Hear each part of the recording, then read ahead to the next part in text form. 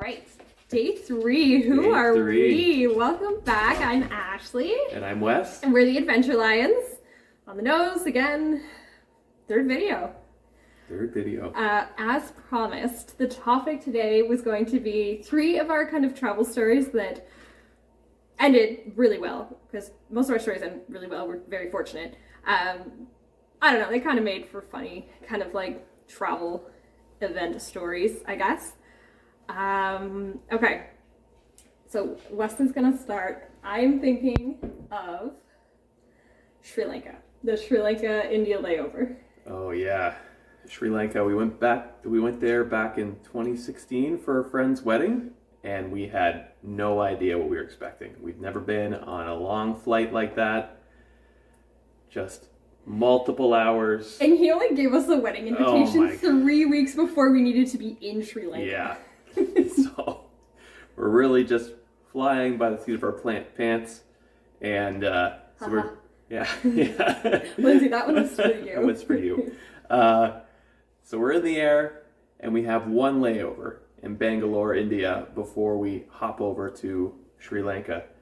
And since we were in the air for so long, we didn't have time to check in at the airport in time. So we were kind of getting... Well, we couldn't pre-check in for the next flight. We couldn't pre-check in for the next flight. So we're kind of getting a little roughed up by the officials in India. By the officials in India. And they were giving us a really hard time. We didn't think they were going to let us go through. Yeah. But it's great because people that were taking the same flight, people that were, I guess, more used to the way the flights worked and airports worked and check-ins, they were actually ones who kind of stuck up for us and they went to battle for us, and it was so great, cool. Because we were like, oh, we don't know what to do. I know, and they were continuing on the flight to Sri Lanka with us. Yeah, so they were like, there are Canadians. So yeah, it goes to show that you can meet cool people everywhere, and just because you hit a couple bumps doesn't mean it's all over. So that turned into a super wholesome story. Yeah, this is really one of our favorites. It was good. Yeah. Anyway, what am I thinking of? I think about, it's probably a low point for me is in Barcelona. You're getting off the ship. Bad. Oh my god.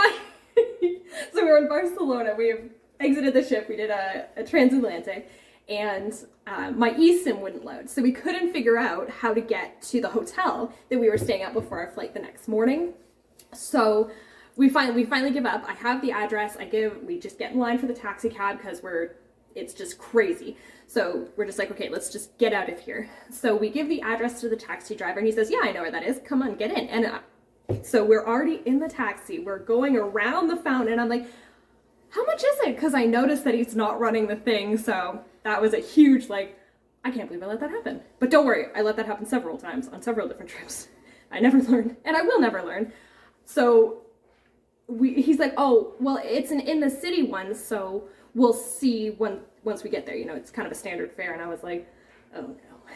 So we get like 30 seconds away from the port, because I am actually a great planner, and he pulls in, and that's our hotel, and it goes, it's $50. 50 euros. 50 euros. Yeah. That's like $75 Canadian for like an 11-minute walk. Oh my gosh. Yes. He was a super nice guy. Yeah. I'm definitely the kind of person that's like, I want the rest of the I want value for what we're doing, so it's like I'll walk 11 minutes. Oh, for sure. We're so cheap. I'm too. But then it totally ruined our time at the Sagrada Familia. We didn't even...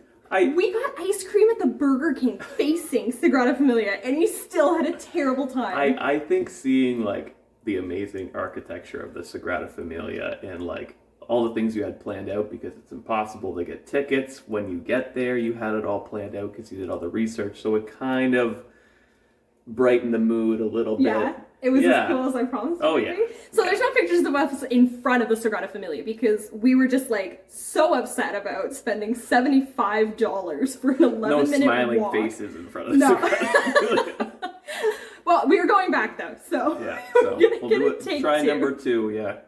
Yeah. So anyway, it was a standard price. We were not scammed. He was a very nice man. Yeah. So that was... Just got to learn it's the cost of travel if you want to get a nice drive somewhere by somebody who knows the city. I mean, and it's a really great initiative. The city does it to kind of limit people driving around. If you can walk 11 minutes, walk 11 minutes. So anyway, we're going to be a little bit more patient on the eSIM.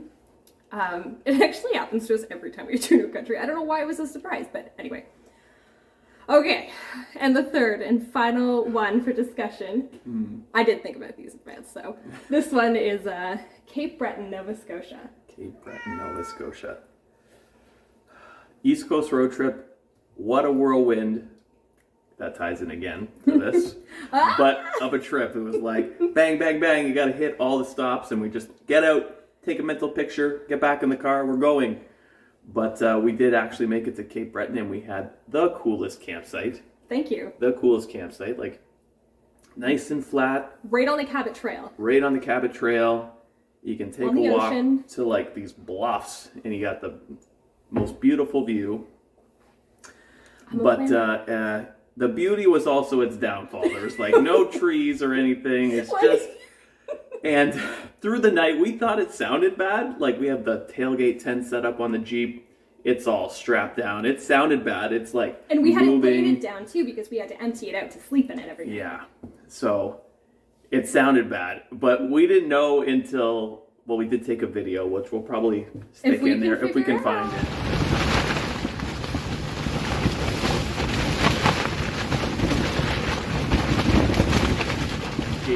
And if it wasn't strapped to the Jeep as well, or if we were like positioned in a different way, we were just at the perfect angle. We probably would have lost it.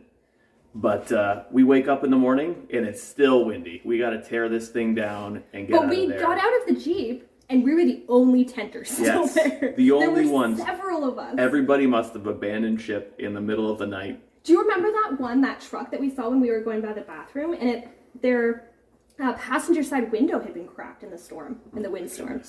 Yeah. So I don't know, whatever flew and hit it. So anyway, we packed this thing up. It wasn't pretty. We pretty much just wrapped it into a ball, just chasing it and pushing it into the Jeep. And you were like, ready, go. And we just shut it all in there and we drove away. But the tent, we were able to set it up the next day. No issues. It was perfect. It was nice.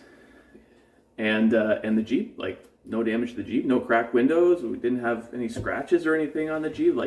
And then when we got back, so many people were telling us stories of like actually losing their tents in that scenario. Yeah. So, but yeah, such a crazy experience, but really cool. We ended up going right to like a coffee shop so we could wake up a little bit and hopefully. It's called like Red Robin or something. I think that's a really like. Oh, I guess it's just kind of a staple in Cape Breton specific, yeah. But yeah, we just hoping to wait it out a little bit, and then we started driving back out of Cape Breton. Yeah. And the wind is just kind of lifting up the soft top of our Jeep too. So because we thought it would be so fun to be able to drive the Cabot Trail. So we're there in June. Yeah. But with the soft top up, so yeah. How idyllic. Yes. It was not. No. Beautiful. Absolutely stunning. Very cool experience, but it was crazy. Yeah. Camping. Yes, camping. That one was all camping. It was. In the Jeep, in the back of the Jeep. Yeah. Okay, that's three. That's three of our stories that actually ended up being super fun. Yeah. Well, 3 stories. Yeah.